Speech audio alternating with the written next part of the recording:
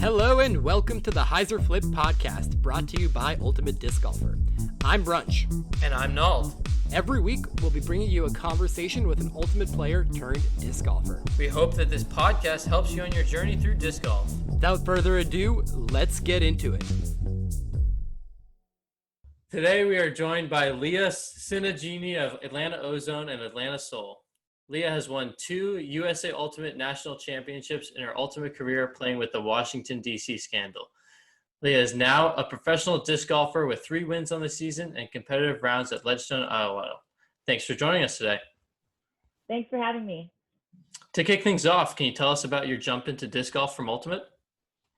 Yeah, it happened right around the beginning of May this year when I was finishing up law school, and I have one of my friends, her name's Catherine Yost, and she's one of my teammates on Soul and one of my best friends, and she was already playing a lot because her whole household of about 4 or 5 people play disc golf too. So I went and joined them at a local park called Perkerson Park, and that was like my first time throwing in a while. I think I've played 1 or 2 disc golf rounds before this year with real disc golf discs, but when I went, it was super fun and it was pretty relaxing, and that was like my first time throwing a disc in forever.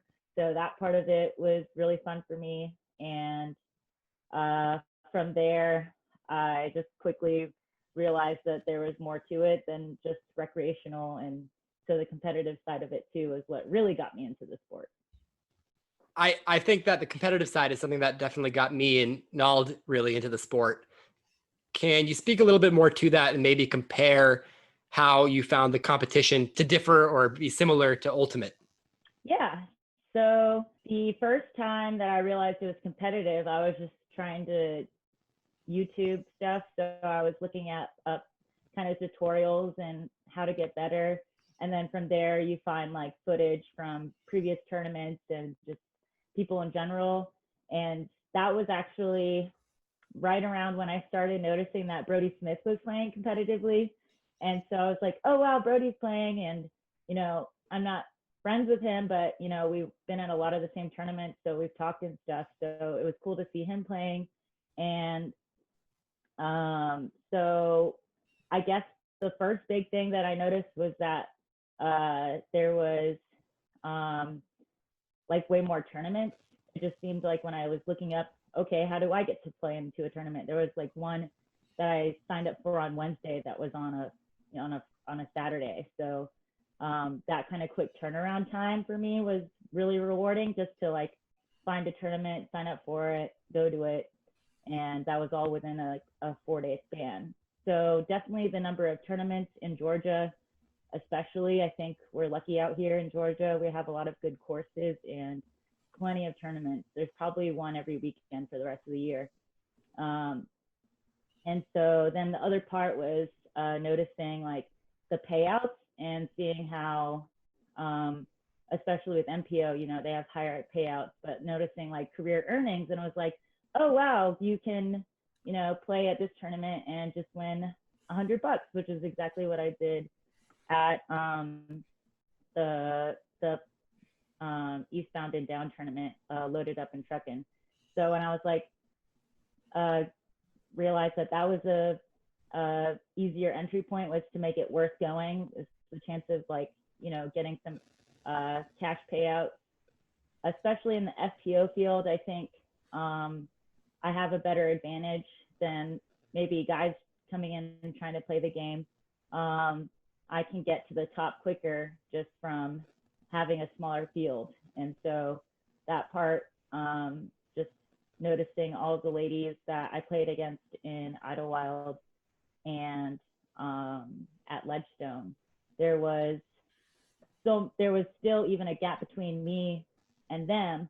So I can't imagine what the gap is in MPO, people trying to get up to the top in MPO. So I guess just as far as competitiveness goes, like being able to just go to a tournament when you want to, it's very flexible, and you know, the the travel can be as much as you want to. Traveling for Idlewild and Ledgestone was definitely more than the average player unless you're touring all the time. But I just enjoyed that, and the fact that, you know, the incentive with cash payouts is great.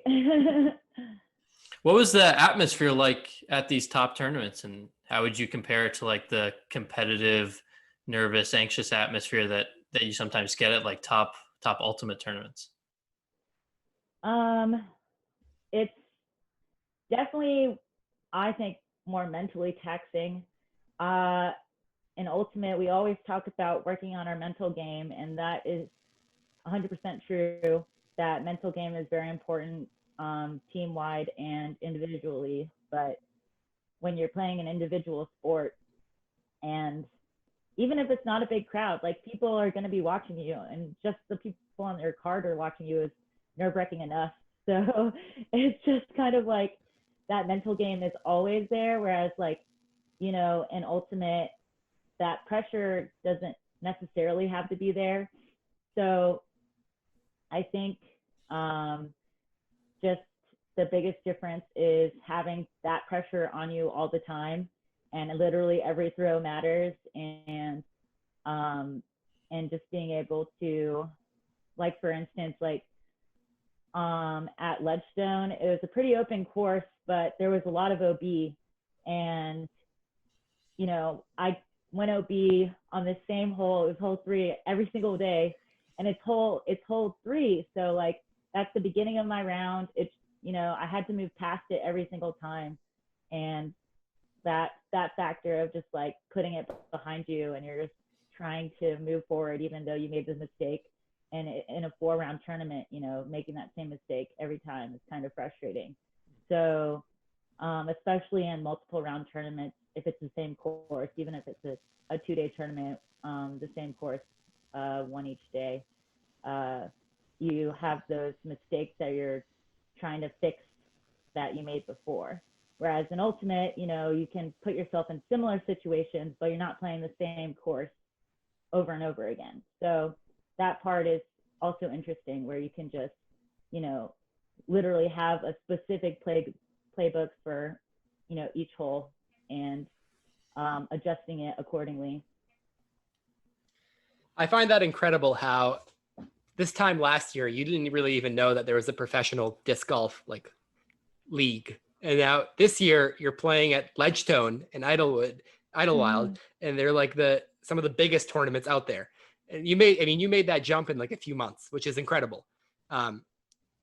You mentioned that you know, there's probably a difference between the FBO field and the MPO field, but do you, if you know, you coming from an ultimate background, if any of your friends that played on your teams in ultimate, if they had made this jump with you, do you think they'd be in a similar position to you, or do you think it's sort of a testament to, you know, your desire to get better and compete that really fueled you to be playing at these high level tournaments so quickly? That's a good question. I've honestly thought about that question myself, and I think that everyone in the ultimate community has that opportunity that they can be playing at the top level, because especially if you've had experience playing at regionals and the game to go, or playing at nationals, or playing at worlds, you know what it takes to get to that level. And so that aspect, I'm not unique.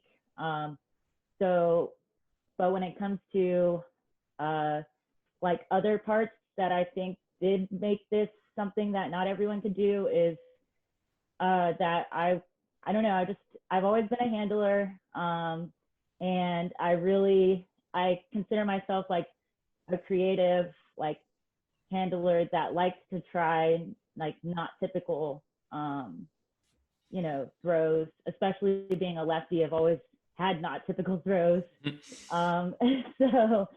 So I think just knowing that I was unique in that way, where I love throwing, and that's exactly what disc golf is. I think that idea of just understanding a disc and knowing how to throw it, and I don't have very many discs in my bag, so I wouldn't say that I know my discs as well as the top level pros that are touring every year, but I do know my disc very well. And so going up to a hole and being able to, throw those very limited discs that I have, I did it well enough that I could compete. If other elite ultimate players that have been playing for the same amount of time for me went to these tournaments, I honestly don't think, I think they would have been right where I was, which is the bottom end. I don't think there's very few people, including myself, that could have made it to the top. Like even the middle of the pack was hard to get to because the consistency was key, and I didn't have that yet. Hey, going off that consistency, what was your impression of the top FPO players that you were able to play with and watch at these top 2 tournaments? They know how to hit their lines, and they just do it like 7 to 10 out of 10 times. Like they're basically like, I could do everything that they're doing once, like, and but they're doing it over and over again. And so that part really is the difference between being at the top and, just playing in the field. So watching, like, I really loved playing with Haley King. She was in the first day with me at Ledgestone, and she was having an off day. Like, I shot a +4 and she shot a +3. And to me, that was like, I was like happy. I was like, oh wow, I was only 1 stroke away from Haley King. But at the same time, I was like, well, she didn't have a very good day. She shot a +3. And then you watched her get 5th place, 4th place. I think she got 4th place.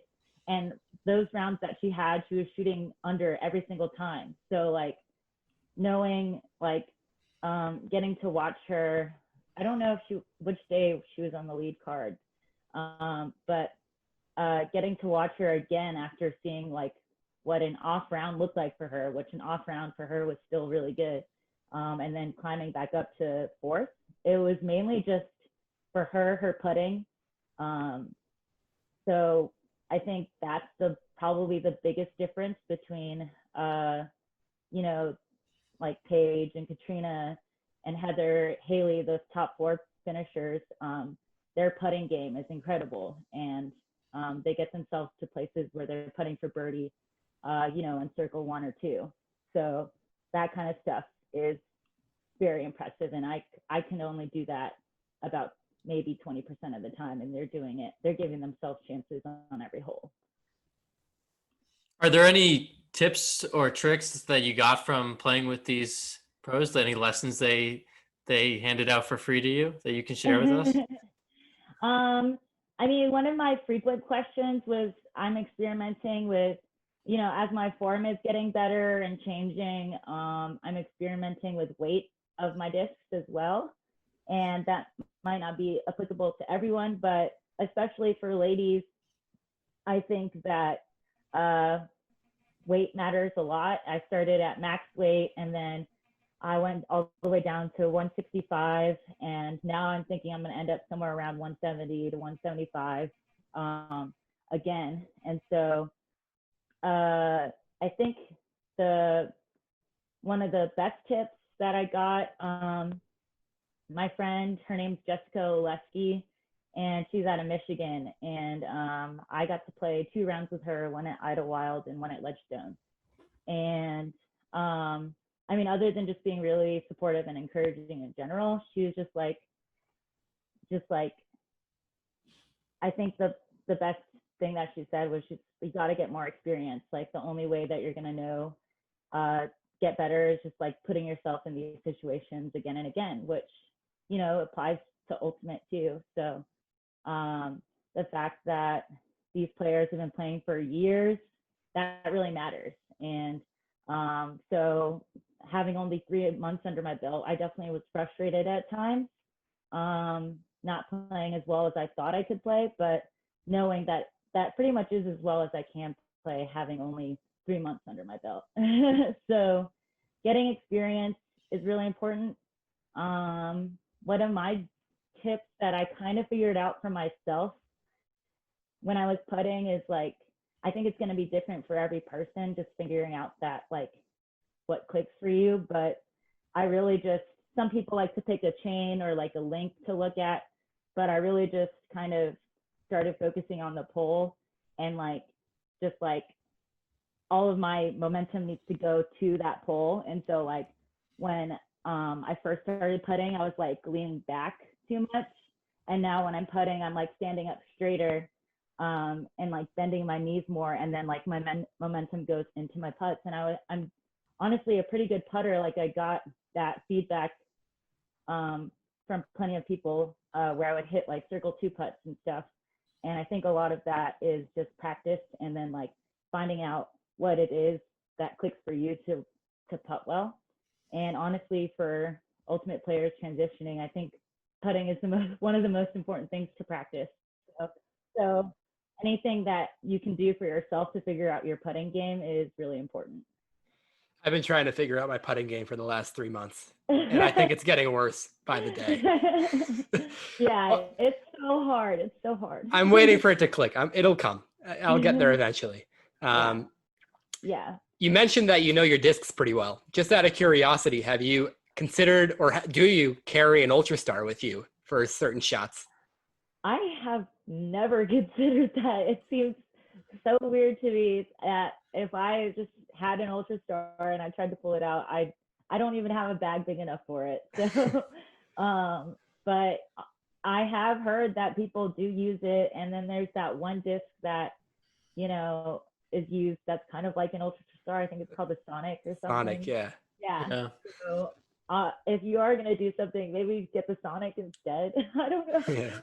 Well, because I've read somewhere that Nate Sexton, when he was starting out, because he came from an ultimate background, he had an Ultra Star at first, and he was like winning like regional tournaments throwing Ultra Stars, and people are like, "That's crazy." I believe it. Yeah. I believe it. It's just the grip is so different with how big it is. So even if I had when I've gone out to just throw an ultimate, an Ultra Star every once in a while, it just feels so weird now. So I think it would take like a week before I feel like I can throw an Ultra Star confidently again. I was just going to ask you that. Like, if you were to go back to training for ultimate right now, how long do you think it would take you to readjust back to the ultimate throwing form and the Ultra Star?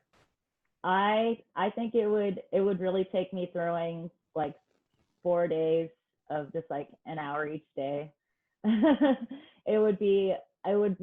I need to like relearn it, because just throwing disc golf disc is so different. So I remember like the first time I did it, I could not flick at all. And I threw again the next week and it felt more normal. But if I was preparing for a tournament, I definitely would want to practice all week before it.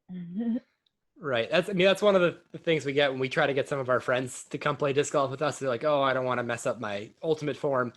Like, well, first of all, you're not going to be playing ultimate for at least like the next 6 months. Yeah.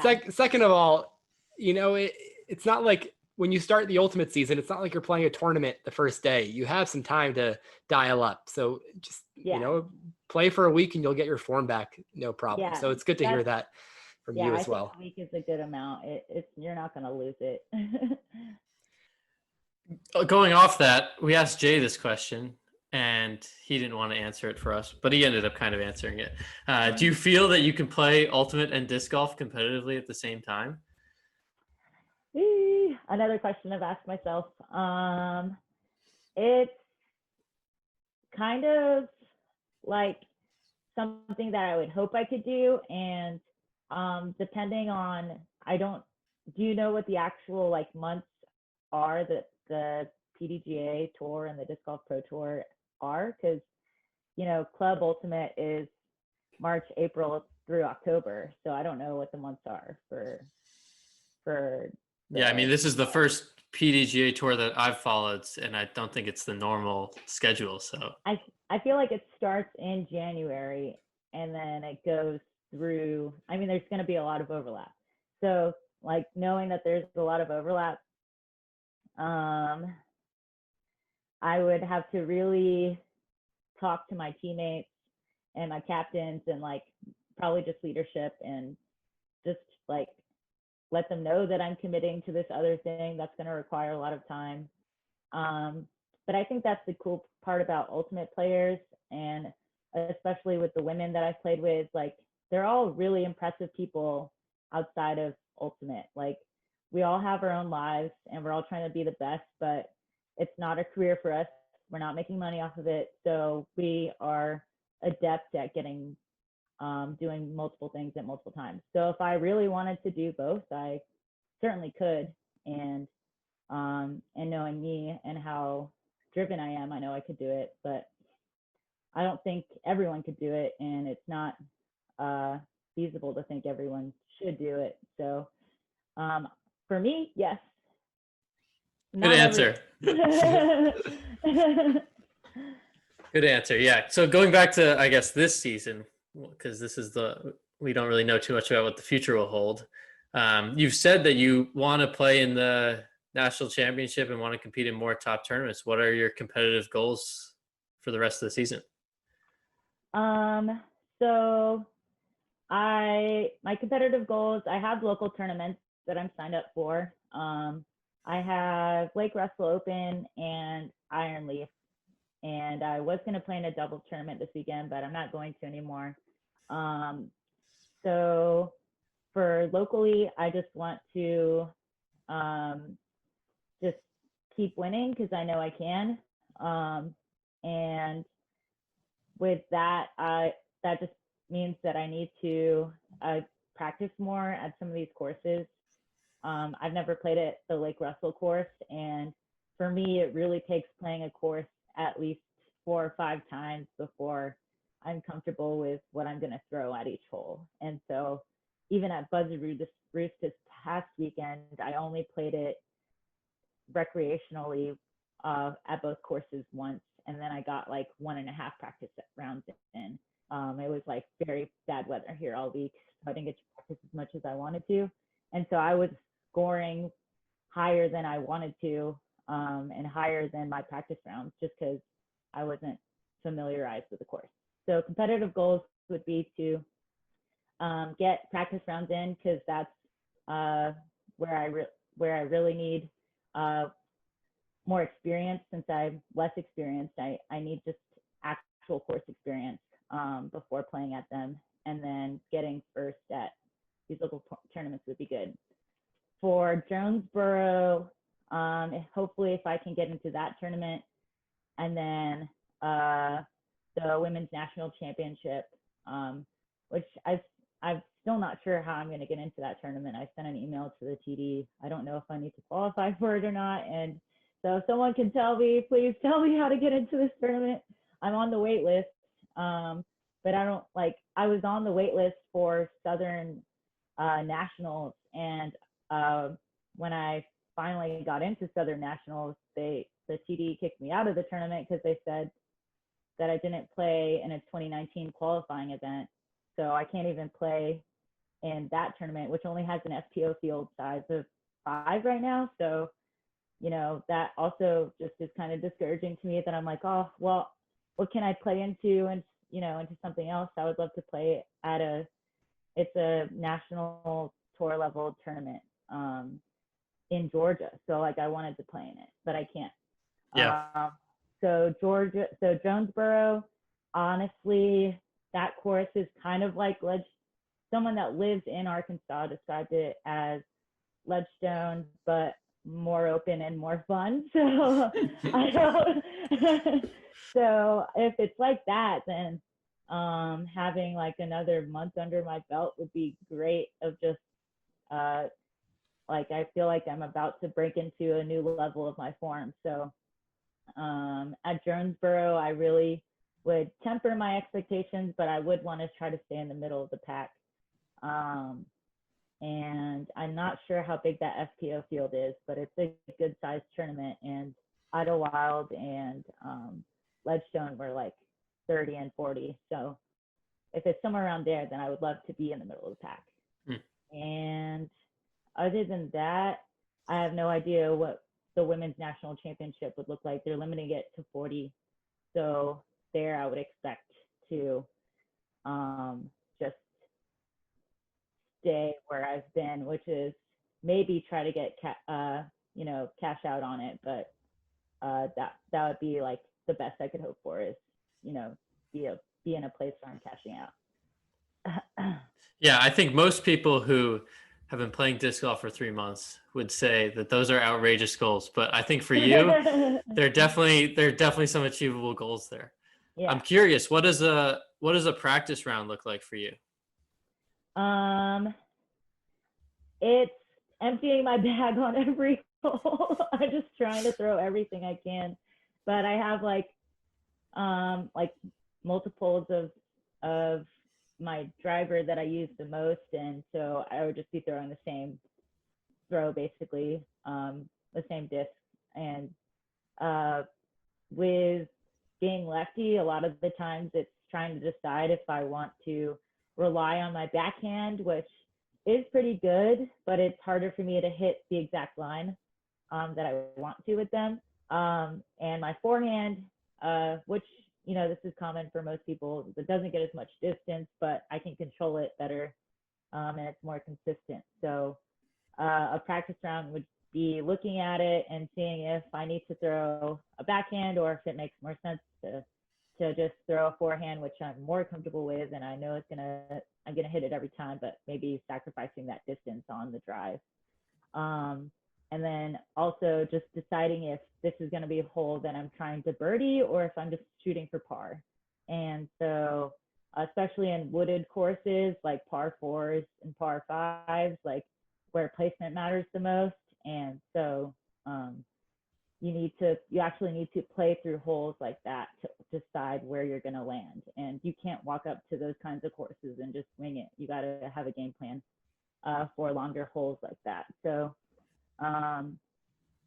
that a practice round would just be figuring out my placement, practicing different lines if I need to, and then getting used to putting in different parts of the green. So if there's like a very protected green, then I would just go and like maybe straddle putt behind a tree, because that always seems to happen. And I don't like straddle putting, so I got to practice it. And any green that's uphill, like uphill putting is so hard for me. So anytime there's a green that's uphill, I got to practice it. And then just weird stances where you're not exactly where you want to be. You mentioned that your bag's not that big. Could you go into a little bit more of which discs you rely on the most and your favorite discs in your bag? Yeah, I actually brought my bag. It's right here. Great. It's a tiny, tiny bag. It's a Grip 6G series. So it literally only holds like 8 discs. And my drivers right now, my main one is a Valkyrie. And this one's Callie McMorrin stamped one. She's a Southeast pro out of Tennessee, I think. But I met her at Idlewild, and she's Innova. So I throw these Valkyries. This one's 166 and this one's 165. I bought this one at Ledgestone because I almost lost this one. And then I lost my other Valkyrie that's 170. So that's the only one I lost in both tournaments, was my first Valkyrie. And those are both Star plastic? Yeah, those are Star. And then I have a lot of disc wrapped in my bag too. Oh wait, this is the other one I just got for Buzzard Bruce this past weekend. It's a Sidewinder, and it's really beat in. So this one is, I was trying to learn a Hyzer Flip with it. I still don't have a Hyzer Flip in my repertoire, but hopefully I get one. But that one was just like, it's max weight, so I could just rip on it as hard as I could, and it worked well for me in the tournament. And this one's a Buzz, which is really good for like people transitioning from Ultimate. It really flies kind of like you would expect it to fly, having Ultra Star like throwing experience. And so I like the Buzz, and this one's just max weight ESP plastic, and it's got the 5x stamp on it from Paul. And then this one, I've been getting really good with this one. It's a Meteor, also max weight, with, I don't know what their Tour Series plastic is. It's like Big C I guess Z. Yeah, this is Z plastic. And this one, I just throw a lot of flicks where I need to just throw a turnover or it needs to like hold a line when I'm in the woods. So it just like, it helps me get out of sticky spots. And if I need to throw something dead straight, either backhand or forehand, it's really great for that. And the max weight helps me when I'm just trying to throw it as hard as I can. And then my putters are Luna's. This one's the one that I putt with, and this one's the one I throw with, just because it's a little more beat up. And this is like the Jawbreaker blend plastic. Mm-hmm. When I'm throwing it, it's like I'm not super comfortable at 150 yet, but I tend to use mid ranges up to like 150 plus, which is not common, I don't think. So when I'm 150 or closer, then I'll use this. And I really, if I need to throw a hyzer, which doesn't happen very often with it, then I can. But yeah, really, it's just for a straight line with very little fade. And then the only other one I have that I throw is this T-Bird, but it's very lightweight. My friend Zach Kemmer, who's MPO player in Indianapolis, but he used to live in Atlanta. Him and his wife live in his wife Phoebe live in Indianapolis now. He gave me this, and Phoebe used to throw it, and it's only 150. And I actually threw this in the water this weekend, and it floated because of how light it was. But this I just throw when I just need to like hit a line, but I don't need to put much power on it, because then I can control it better. Anytime I need to like throw this any harder than like 75%, I'm probably going to turn it over. But yeah, that's literally all the discs in my bag. I don't throw very much. And I think for newer players, that's not the tendency. I think the tendency for new players is to like buy too many discs and not know any of them. So Tell me about it. Yeah. That's what Brunch has been doing the last 3 months. Which is great, because I love, I mean, if I already have discs that I don't throw at all yet. So it's good to get them, to try them. But I think when you're in tournament play, paring down that bag and just having discs that you know is key, and not having too many choices. Like the less choices you have for discs, the better. Right. Yeah, in my defense, I have a lot of discs, but I really only use like 6 or 7 of them when I play around. The rest are just there for when I'm on a field and I want to see how I can make different discs fly. Exactly. So yeah, it's good to have more discs in general, but when you're out there trying to compete or just, play in a league, then less discs are good. Definitely. Well, thanks for that. I'm happy you were so prepared and we got to learn so much about your bag.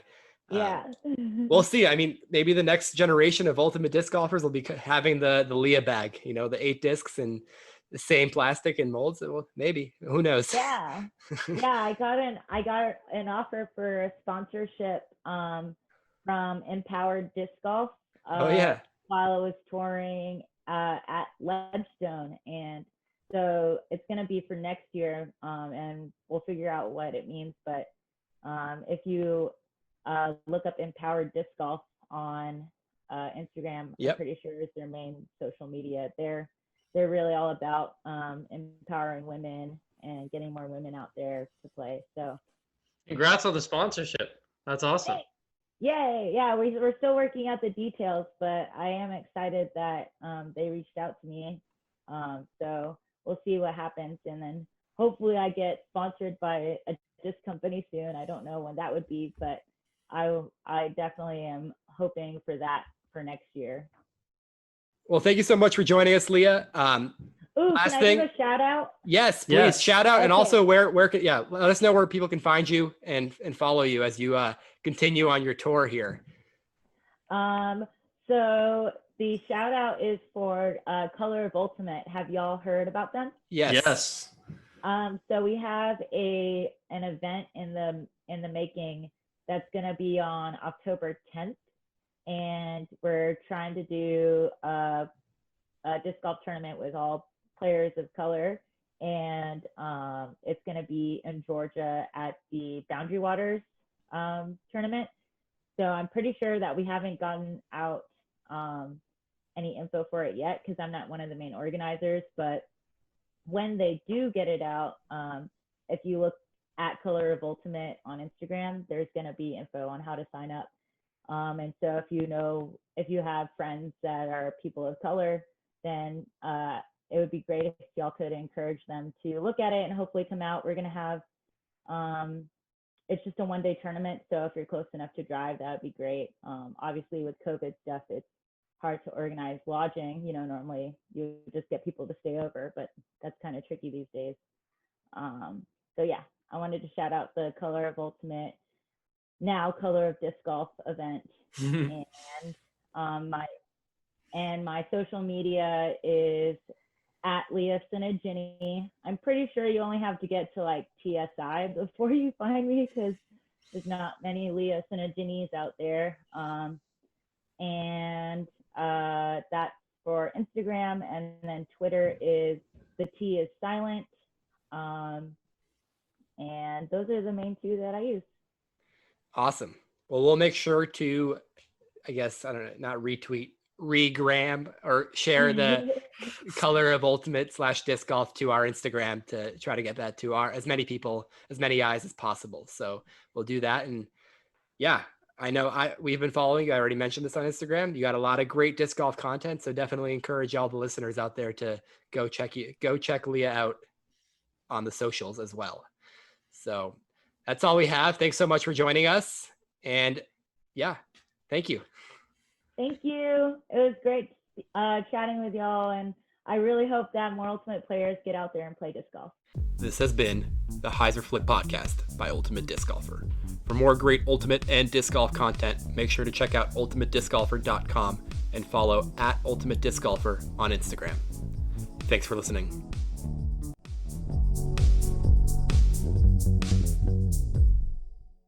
Have a nice day.